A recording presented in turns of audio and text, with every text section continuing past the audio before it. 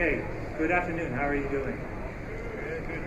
So this is the 440 session. We're going to be, this is actually hosted by the Silicon Valley IoT and Wearable Devices MeetUp. And for this session, we put together a panel which I think will be quite interesting. It's about crowdsourcing, conversation what makes for a winning campaign. I've put together a great panel of experts throughout the industry. We have one more that hopefully will be coming sometime during the session. So we'll have her contribute when she comes. But just in way of introduction, so my name is Peter Himes. I'm host of I'm head of the MeetUp. I'm also GM of SITRI in Silicon Valley. SITRI is the local Silicon Valley branch of SITRI, which is a Shanghai offshoot of the Academy of Sciences. It provides accelerator services for startups, investor services for new companies. SITRI's really goal is to create a commercialization engine for more technologies for IoT. So in Shanghai, we leverage a lot of resources, including 8-inch and more fab, engineering services, analytical services, industry alliances, and supply chain relationships into China and across the worldwide IoT infrastructure. And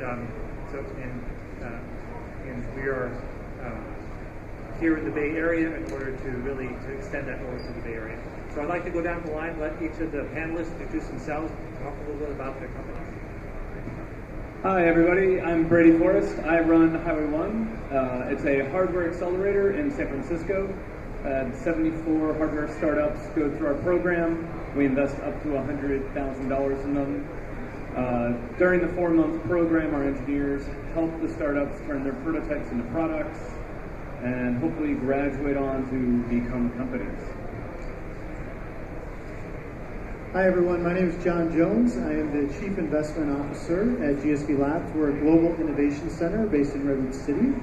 We also have about 170 startups in our space, so if you want to come see us, it's a lot of fun. In my role as Chief Investment Officer, I get to raise and deploy a fund for the folks in our ecosystem.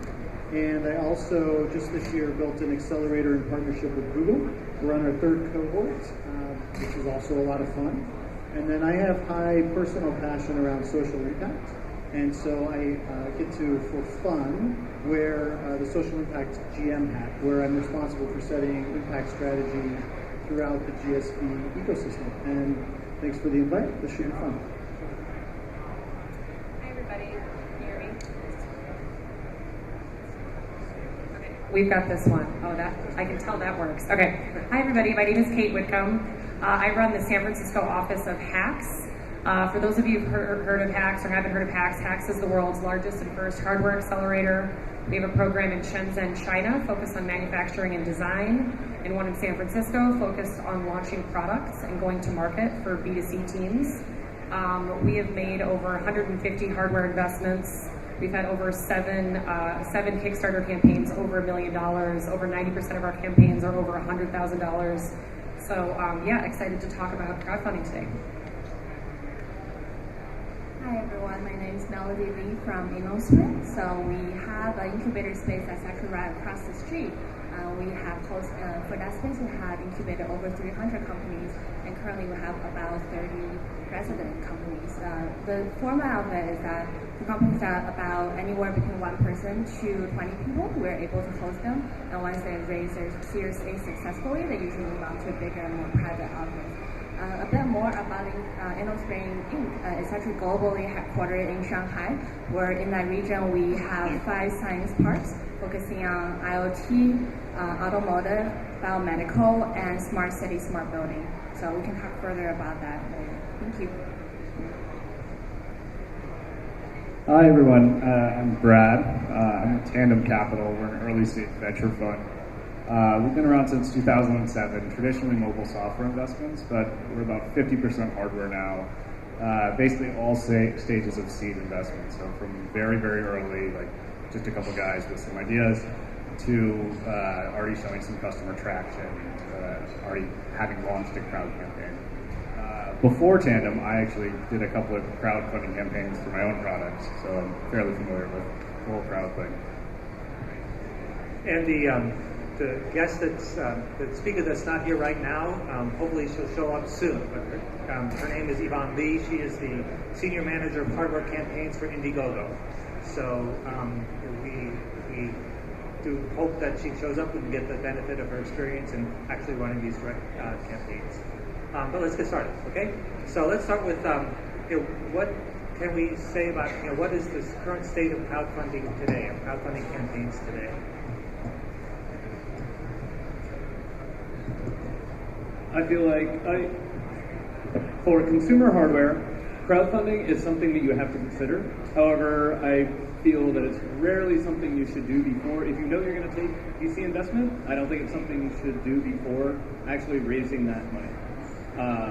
I feel like, and this is what we recommend all our companies, that they should approach crowdfunding from a position of strength.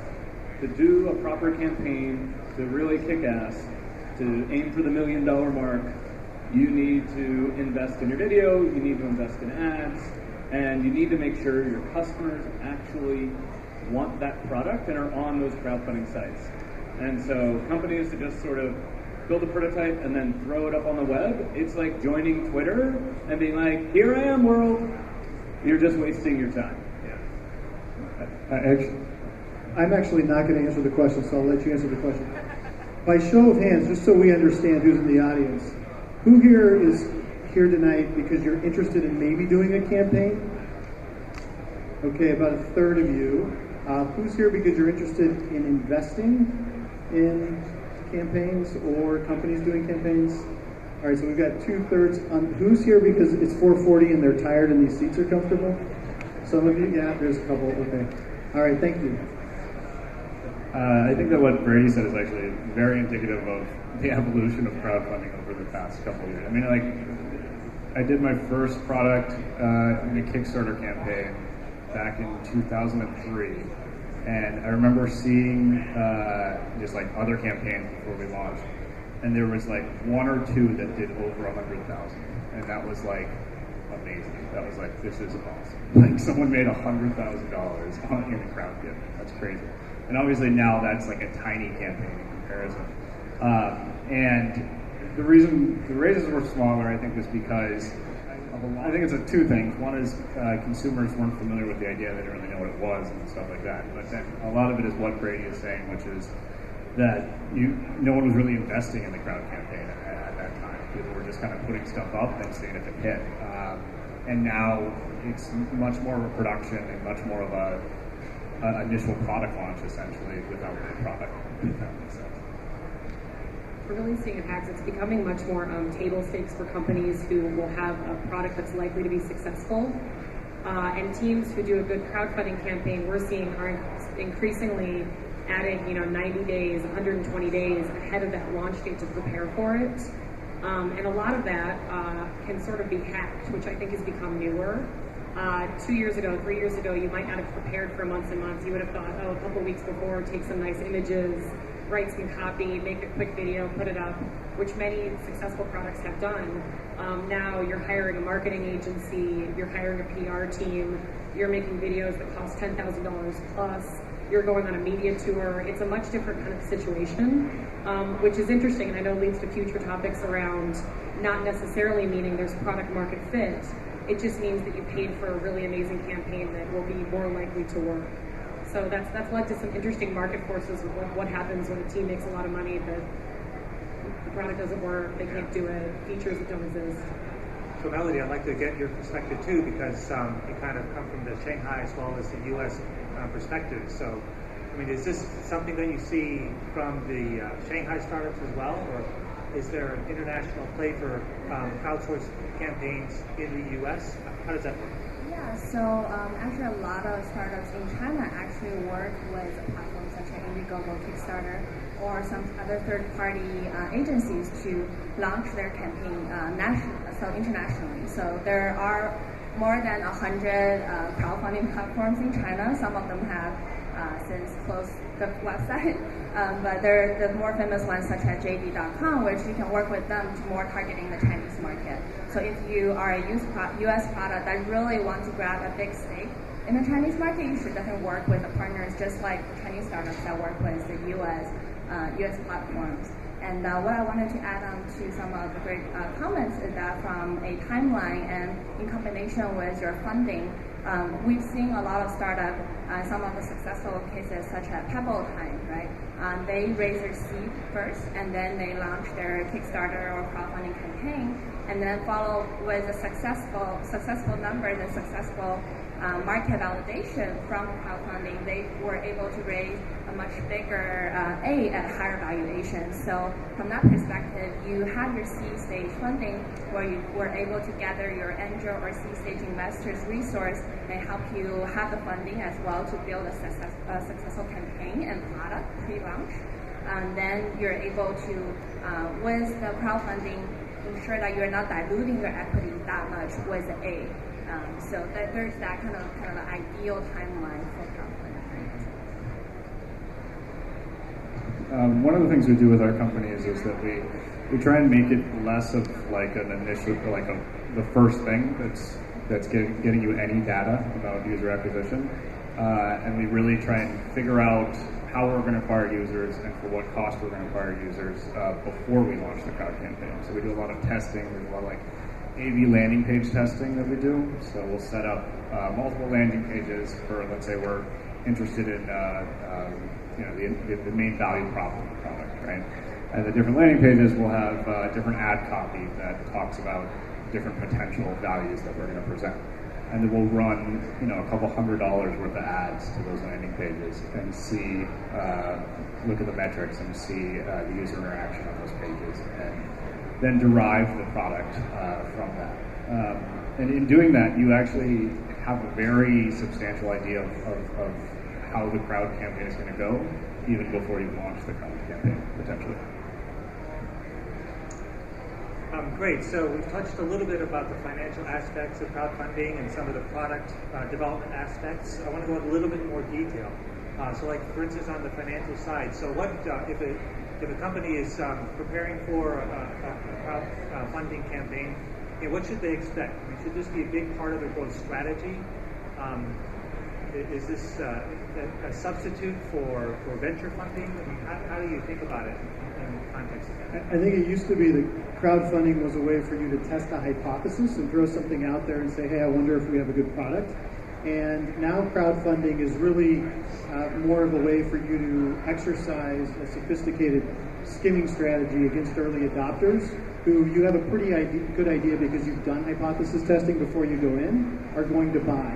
And hoping to run a Kickstarter campaign and at the end of it go raise investment off of that is hope's not a strategy. You definitely need to have a framework and a platform built and have done a lot of the work up front. Because running an unsuccessful Kickstarter campaign is like you want to raise money when you're pregnant and glowing, and you want to raise money 3 months after the baby's born when it's cute, but right when the baby's born, if you don't have a successful Kickstarter campaign and there's shit everywhere, that's not a good time to raise money. And on that note, with shit being everywhere, we oftentimes see teams that put really low limits on crowdfunding campaigns. That in hardware, the reality is oftentimes some of the mechanical costs and the molds can be more than the initial limit that they've set or the floor that the team set.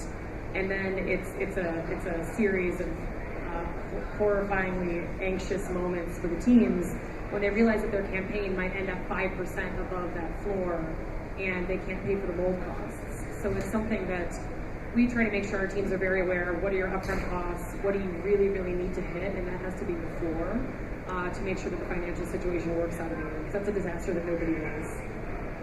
It happens in life.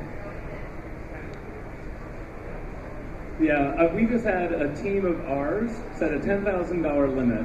They raised $100,000, and then they realized that they weren't actually going to hit their internal goal, their real goal. And so they canceled it and are instead going to do small batches, because by doing small batches, they're able to show what, so they gained all these email lists from the campaign and these customers, potential customers. So they're doing these small batches so they can quickly show investors traction. So there's still ways, even if you fail, there's still ways to game the system. But what you really want to make sure is that you don't harm your investment prospects and that you don't get caught in what I call like the Kickstarter trough of disappointment.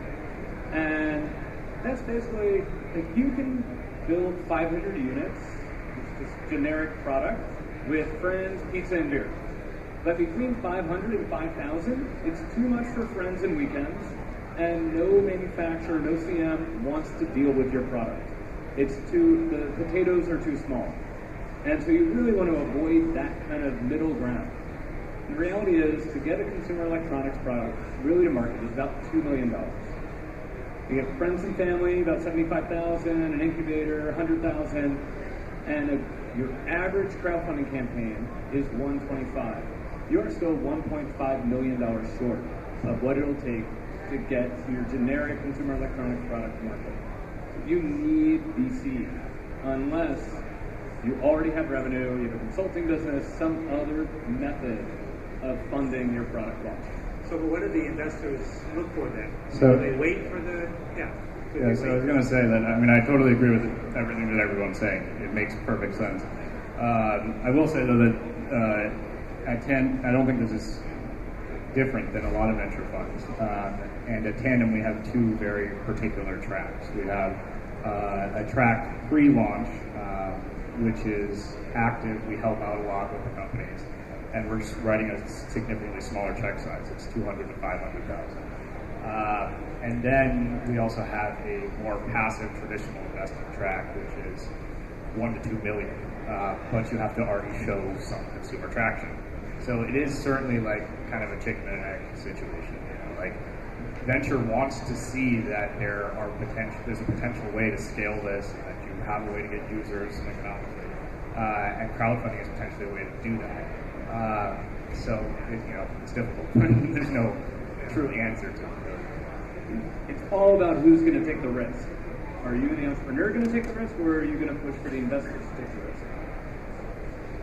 Yeah, and there are other ways to get investors excited besides consumer-facing attractions. Okay, you touched a little bit on the kind of the learning from the Kickstarter campaign in terms of trying to iterate your product or refine who you're targeting. Can you talk a little bit more about that? I mean, do people use the Kickstarter campaign as a way of doing that product iteration, or really is it really a pre-launch kind of phase? I think kind of second to what you were saying earlier, there are in-depth surveys that you can do initial with a minimum of 15 to 30 potential users who are, say, hobbyists in the area, and then get their interest under validation on what you should improve just in terms of concept. That is a phase that I don't think any software or hardware, any entrepreneur should skip. Like if you're a consumer facing, or even if you're a 2B business, you should really talk to people you want to get the checks from, or who you want them to purchase your product. So that step you cannot skip with whatever campaign you're launching. And I think the other part is you can work with successful platforms such as Kickstarter or Wearable. There's another way you can do just using your own website. So there's a very successful company called Tilt. So they have the capability of charging at least 2% lower than some of the major campaigns platforms. But over there, you're more responsible for your own PR and marketing. But at the same time, you're not publicly announcing a bottom line about what's your target. It's more free form. It's slightly lower fee, and at the same time, you can choose to keep the data public or private. So there's some of that choice, more choice in terms of launching your campaign. I would say that running a Kickstarter campaign is not a shortcut to getting out of the hard work that you have to do around customer segmentation, around customer personas, around all of the things that you should have done before you ever launch. And investors these days are not going to say, hey, you ran a successful Kickstarter campaign, here's a big check. Running a successful campaign is almost table stakes that you've done your homework beforehand, because if you don't, there's a different discussion. You have to go back and figure it out.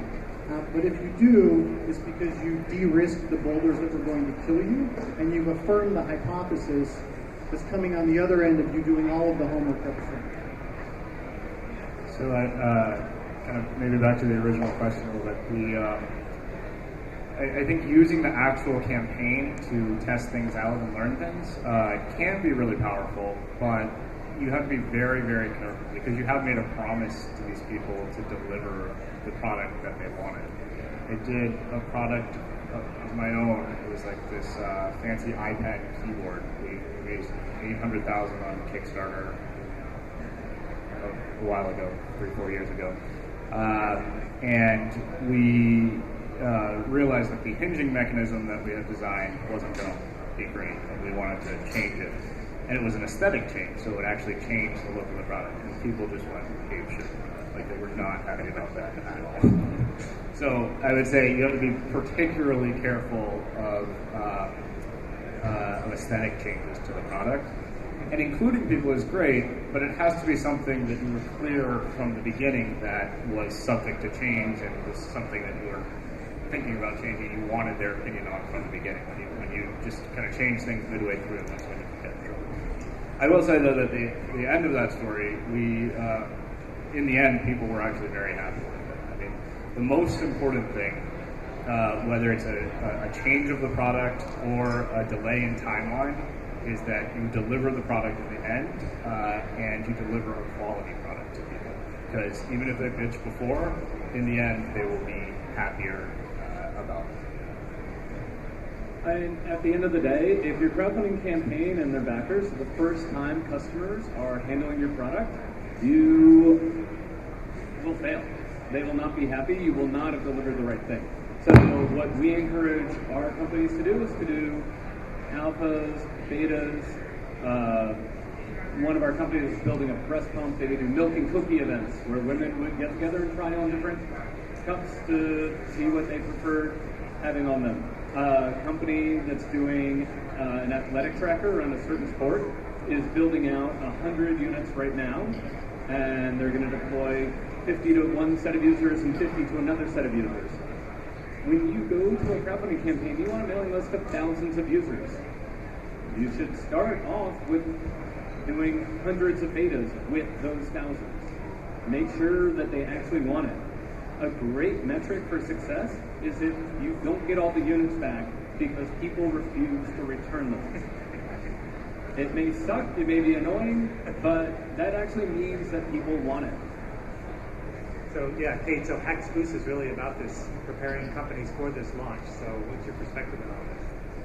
Yeah, so we focus on our program for Hax in San Francisco, which is called Hax Boost, is about taking companies who are generally post-crowdfunding and helping them go to market. So selling direct on their website, generally then selling on Amazon, and finally selling in big box retail, hopefully years after that process starts.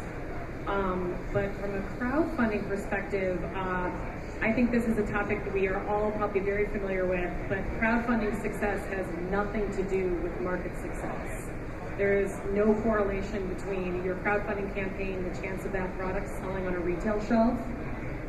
There are very few examples of products that have come through crowdfunding that are now for sale in a Best Buy or a Target or wherever.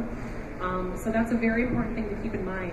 The people who are on Kickstarter and Indiegogo are people like us, people like all of us here in this room, who are interested in tech product and who are willing to try new things, who are willing to kind of forgive founders for mistakes and kind of roll with the punches. That's not true of the rest of the market. So the next step can often be a little bit scary for people who have had a huge flashy campaign and they're kind of thinking, oh my gosh, this will sell to everybody, everyone will love this, and then the cold hard reality sets in of the B2C consumer market. So we coach companies through that, and we pick companies for our program in San Francisco where we know that there will likely be retail fit, consumer fit, and we're lucky to cherry pick, but we do a lot of coaching of companies who have made a product that's really for makers that doesn't have a mass consumer appeal. Not to be the angel of death. One of the things we haven't touched on is pricing. So when you're setting up, you're planning your Kickstarter campaign, obviously you're not at the high scales that you project when everything is wonderful, but that you're actually are trying to pre-launch your product. So what's the right approach? Do you price for profitability? Do you price for scale, or something in the middle? What do you do? So we see this really, really often with our Shenzhen teams. I spend time with those teams.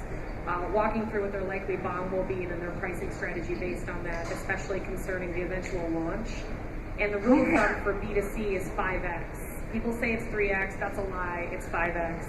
That is what leaves enough margin for it to be a healthy for returns, healthy for packaging, healthy for advertising. everything that's going to come in the middle. Yeah. So in the beginning, you need to use that multiplier to say, what do I need to de-feature from this product to make it so someone will actually buy this? Like, what's a realistic price? And testing is a great way to do that. You guys have probably heard this before, but more from a venture perspective, rarely do you see venture funds invest in hardware that is not just the initial hardware purchase that contributes to the LTV, the lifetime value of the customer. So usually there's some other way that you're engaging with the customer that allows you to get more revenue from that customer in the future after they've bought the piece of hardware. So that very traditional paradigm of 4 to 5x over your COGS as far as the retail price, certainly we still promote and would like to get. Often we find ourselves in situations where we have to cut into that because it just doesn't appeal to the customer enough to justify that high of a cost. But we can make it up later on with whatever other service we're providing. And the best example of that is security, obviously, or any kind of razor blade model.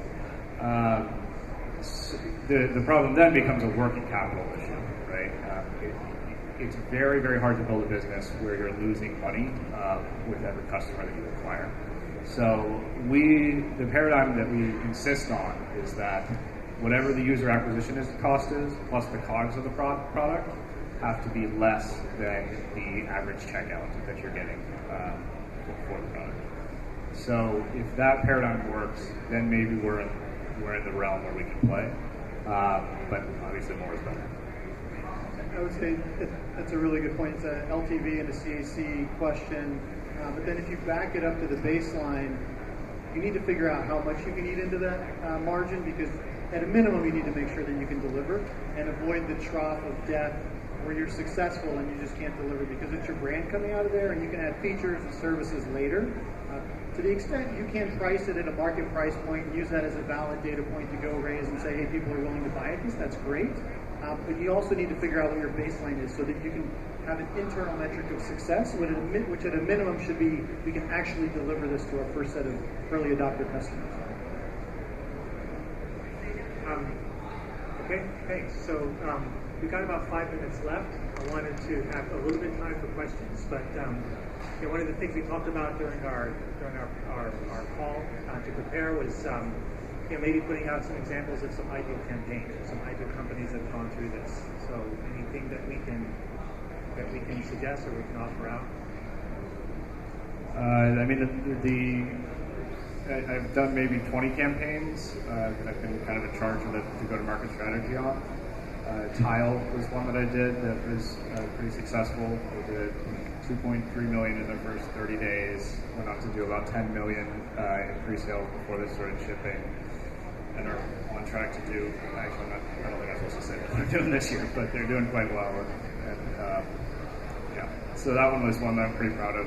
I would say that a common theme that I've seen through campaigns that I've been involved with has been that crowd works really well for particular verticals, and the vertical that seems to work the best is solving a consumer pain point, which is everyone says that, but it's even more specific than that. Like kind of like these little pain points throughout people's lives. So like Tile solves a problem that everyone's familiar with, which is you're late to work and you forgot your keys. Everyone's had that problem. It's a tiny little pain point in people's lives. Tile solves that problem. Most of the big problems have kind of already been solved.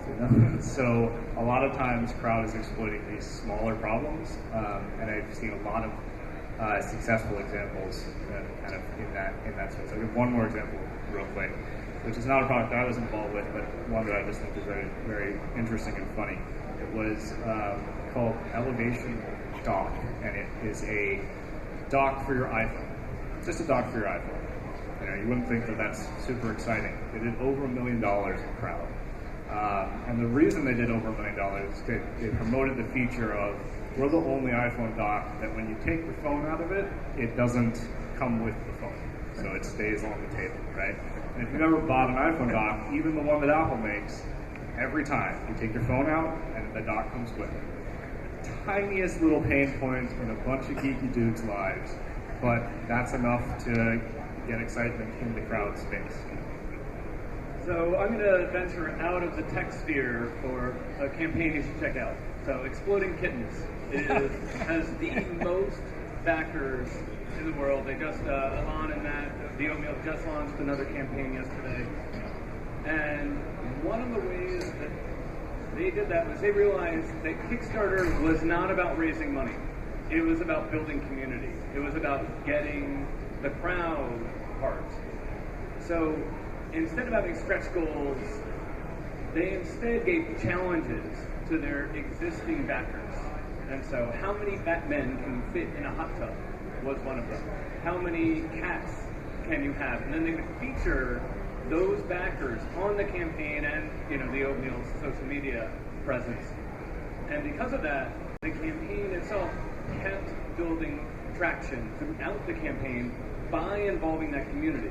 And so they got 200,000 backers for Kickstarter because they've done so well with that. They then were on the homepage of Amazon, and then when they did their expansion pack, that was the top-selling add-on item that Amazon's ever done. So take a look at what some of the other sectors are doing to see how can you involve the community. How can you pull them in and get them to really be cheering for you? And I doubt that it's just delivering your product in Kickstarter dreams. I think it was this week at some point, the Ruby slippers from Wizard of Oz went on Kickstarter, and they're raising $300,000 to preserve these slippers. And what that gets at is the emotional value of people wanting to preserve this memory from their childhood, right? So if you can find a way to be the first, the best, the funniest, the quirkiest, authentically, in a way that's true and that connects with your target audience, that will actually work. But it can't be, the world's fastest, smartest, whatever, when there's been 10 other campaigns like it. What will be the actual feature that people will buy your product for is what you have to remember. Okay, so I think we have time for a couple questions. Yeah. We are a B2B2C business. Does it make sense? We can do this without feedback. Yeah. So I'm a startup of B2B2C, and we were wondering whether crowdsourcing is, a reasonable avenue for us. Totally depends on the specifics of your company. Okay. We're in healthcare, if that makes any difference. That's even worse. Potentially there is a way you could do something. It's very, very hard to do a crowd campaign that's going to be a big one if you're not actually offering the product to people. Is there something that you could offer to people that to individuals that they would be excited about? They would normally get it through their doctor. What we could do is we could offer to them directly, or we could recommend that they recommend it to their doctor. So it's one of those things, and we're in a low regulatory environment, so we could do that safely. Yeah, that becomes pretty difficult. There are alternatives to straight crowdfunding that might be interesting to you, that kind of get the word out. I would say a very good example of that is phone blocks. That's what it is. And Motorola bought them, I believe, or Google/Motorola. Anyways, it was a project to make a modular smartphone. Anyone know what I'm talking about? Yeah. Originally called phone blocks, now called Arius or something. Aura. There we go. Anyways, they didn't do a crowd campaign, but they did do kind of a public launch and rallied a bunch of people around this concept of having a modular smartphone. So they did a video that showed off what they had done thus far for a prototype, and they got, I think it was just an email sign up, and then asked people to share it and socialize the concept. And so they didn't get any money for that, but they got a bunch of interest, they got a lot of people excited, and that was enough to get Google interested, Google/Motorola, and that's where they ended up, and it potentially may actually be a phone. Although I think recently it was killed. But they almost made a phone. Okay. One more question. Hi. One question is, when you start a Kickstarter campaign, should you tell your friends and family to go and invest? I mean, that doesn't. Yes. Okay, but that's not the point, right? You want to prove the concept. You want to find out if people are really interested. Well, yeah, but you have to start somewhere. And you know your friends and family. You should be getting in the hands of users. You start out with who you know. And you get as many damn people as possible to your campaign, and then if they are doing it for reasons beyond just liking you, then they'll spread the word, and those people will spread the word. But you have to start somewhere. Thanks for holding the mic then. Ideally, you have, as Brady mentioned before, you have a mailing list of thousands of people before the campaign even started. But those people are essentially your friends and family, right? They're probably fans of your product to start with. They're biased going into it. So think of your friends and family as just your super users. Same goes for Amazon launches, for any product launch. You need to have the people closest to you help you out just to gain initial traction for sure. Kate said something really important earlier, which is it's about the authentic you and an authentic product. And if that's what you're doing, then I don't see why you wouldn't do that. And the answer should absolutely be yes. Melody, any last thoughts? It'll be the last one.